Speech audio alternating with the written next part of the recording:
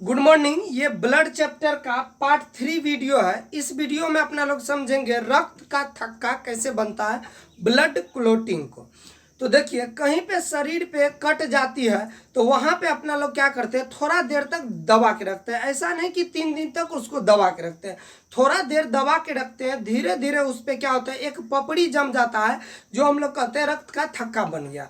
और पुनः अगर यदि 2-4 घंटा के बाद वो पपड़ी को अलगा दीजिए तो पुनः रक्त निकलने लगती है।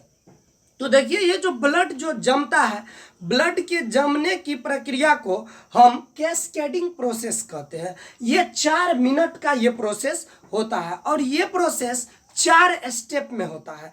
4 स्टेप में पहला स्टेप को देखते हैं। पहला स्टेप है थ्रोम्बोसाइट। थ्रोम्बोसाइट अपना लोग कहते हैं प्लेटलेट को। ये थ्रोम्बोसाइट जैसे कहीं पे कट गया तो ये थ्रोम्बोसाइट वायु के संपर्क में आता है।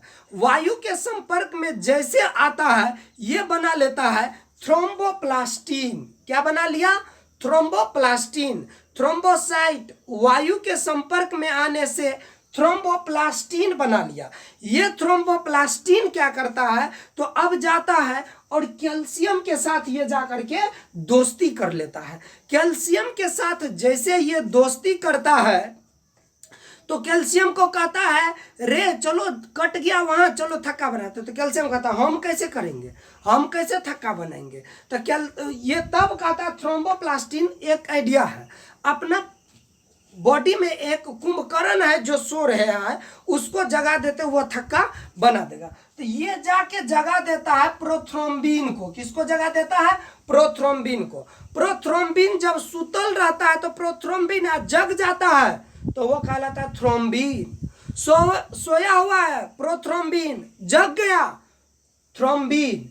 ये जब जग जाता है तो ये जैसे जगता है तो ये तुरंत, चलिए इसको, ये दूसरा स्टेप क्लियर। तीसरा स्टेप में ये क्या बन गया, तो थ्रोम्बिन।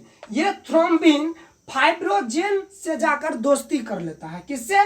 फाइब्रोजेन से। ये फाइब्रोजेन को जगाता है और फाइब्रोजेन से फाइब्रिन बना लेता है। थ्रोम्बिन, फाइब्रोजेन, फाइब्रिन बना लिया।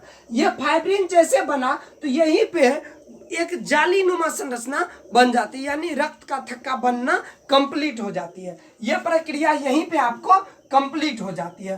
तब क्या करता है फाइब्रिन, यह फाइब्रिन जाली के समान रचना होती है। इस तरह से यह जाली के समान रचना बना लेती है। इस तरह से ये क्या करता है, रुधिराणु WBC, RBC, प्लेटलेट्स को जाने नहीं देता है, यानी कि रोक देता है।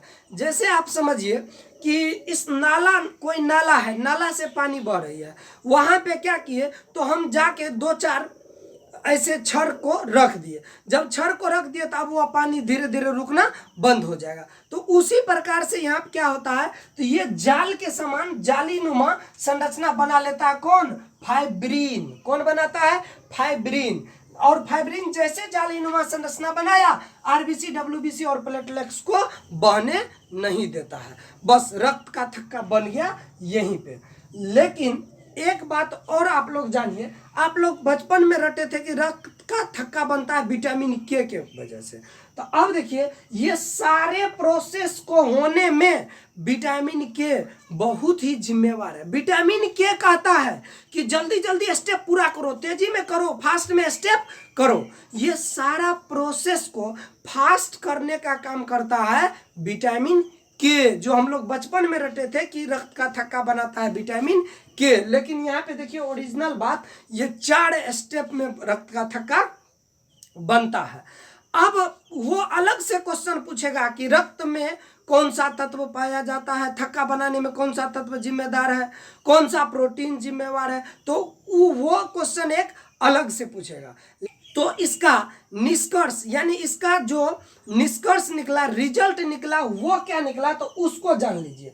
इसका निष्कर्ष यही निकला कि रुधिराणु थ्रोम्बोसाइट, ये प्लेटलेट्स, यानी तो आपको क्वेश्चन पूछा जाएगा कि कौन सा रुधिराणु रक्त को थक्का बनने में मदद किया, तो कौन किया? Thrombocyte, platelets. दूसरा क्वेश्चन पूछेगा कौन सा प्रोटीन मदद किया, तो फाइब्रोजेन फाइब्रोजेन और प्रोथ्रोम्बिन। कौन सा किया?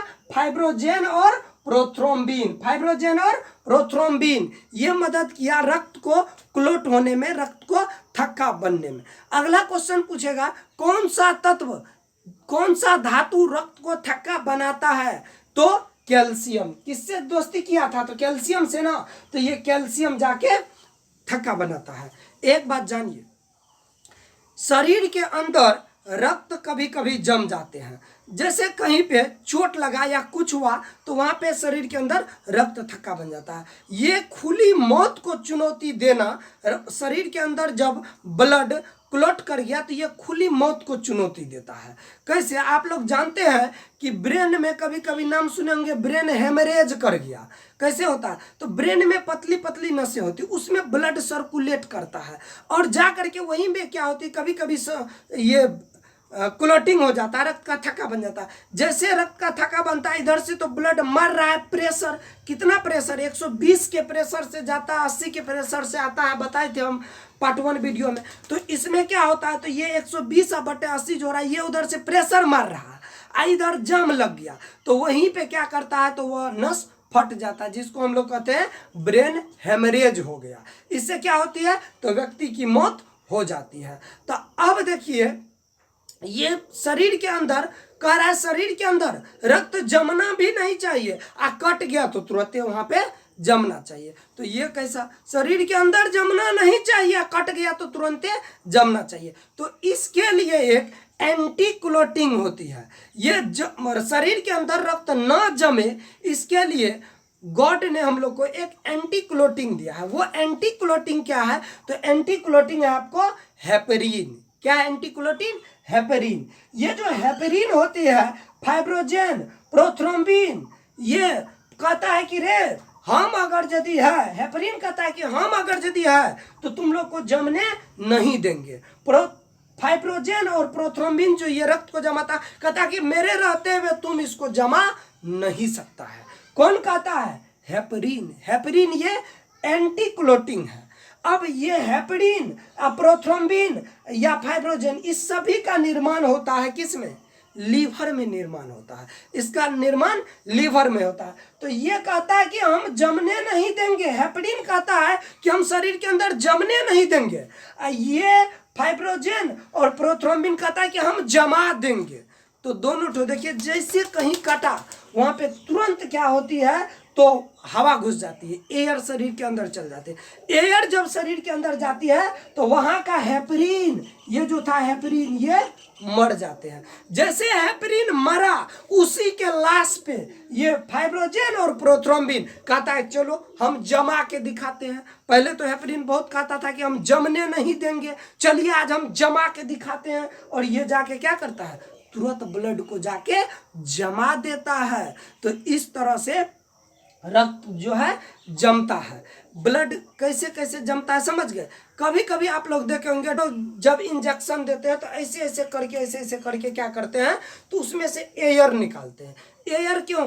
एयर निकाल के तब उसको जाके सुई इंजेक्शन देते हैं। मान के चलिए आप इंजेक्शन दिया तो 2 दिन के बाद आता है, कहता है अरे पेशेंट कहता है अरे बहुत दर्द कर रहा है डॉक्टर साहब। ओह, तो दर्द क्यों कर रहा है? डॉक्टर वो बात को जान रहा है कि जिस समय उसको इंजेक्शन डाला था उसमें क्या रह गया था, एयर रह गया था। एयर जैसे रह जाएगा तो वहां जाएगा, वहां के हेपेरिन को क्या करेगा, मार देगा। हेपेरिन को जब मार देगा तो वहां पे क्या करेगा, क्लॉटिंग हो जाएगा, रक्त का थक्का बन जाएगा। थक्का बन जाएगा तो ये फूल जाएगा, फूल जाएगा तो क्या होगा, ब्लड सर्कुलेशन वहाँ पे रुक जाएगी। तो रुक जाएगी तो दर्द होगी, दर्द होगी तो डॉक्टर के पास जाता है। तो डॉक्टर ही नहीं कहता कि गलती हमारा है क्योंकि हम ही डाल रहे थे इंजेक्शन तो उसमें एयर घुस गया, ये बात नहीं कहता। कहता है जाइए आप गर्म पानी करके इसको सेकिए। रे बकललवा, जब गर्म तुम इंजेक्शन ले रहा था तो उस समय न तुम देखता कि ये क्या है, कैसे मतलब ये उसमें है कि नहीं है। तो आज से ध्यान रखिएगा, जब भी कभी इंजेक्शन लेते समय देखिएगा कि उसमें एयर है या नहीं है। एयर निकाल के ही इंजेक्शन लीजिए, क्योंकि एयर जैसे जाएगा हेपेरिन वहाँ की मर जाएगी और ब्लड क्लॉटिंग हो जाएगा। तो इस तरह से रक्त का थक्का बनता है। तो एक बार रियलाइज कीजिए, रक्त के थक्का बनने में कौन सा रुधिराणु भाग लिया? थ्रोम्बोसाइट। प्लेटलेट भाग लिया। कौन सा प्रोटीन भाग लिया? तो फाइब्रोजेन और प्रोथ्रोम्बिन। कौन सा धातु यानी तत्व कौन सा मदद किया? तो कैल्शियम। और कौन सा विटामिन रक्त को थक्का बनाने में मदद किया? तो विटामिन के। यही तो हम लोग याद करते थे बचपन में कि विटामिन के। एक बात और जानिए, एक बीमारी होती है हीमोफीलिया, एक बीमारी होती है हीमोफीलिया। इस हीमोफीलिया बीमारी में क्या होती है? तो रक्त का थक्का बनता ही नहीं है। ये बीमारी इंग्लैंड के महारानी से प्रारंभ हुई थी, मतलब वही उसी में पहली बार हुआ था। तो जैसे यहाँ कट गया ना, अभी थक्के ना बनेगा, थक्का ये सोच रहा जा रहा है, रक्त बढ़ रहा है, थक्का बनेगा ही नहीं। कौन बीमारी में? हीमोफीलिया में। चलिए ये वीडियो खत्म हुई। अगला वीडियो में अपना लोग पढ़ेंगे ब्लड ग्रुप के बारे में, रक्त समूह के बारे में।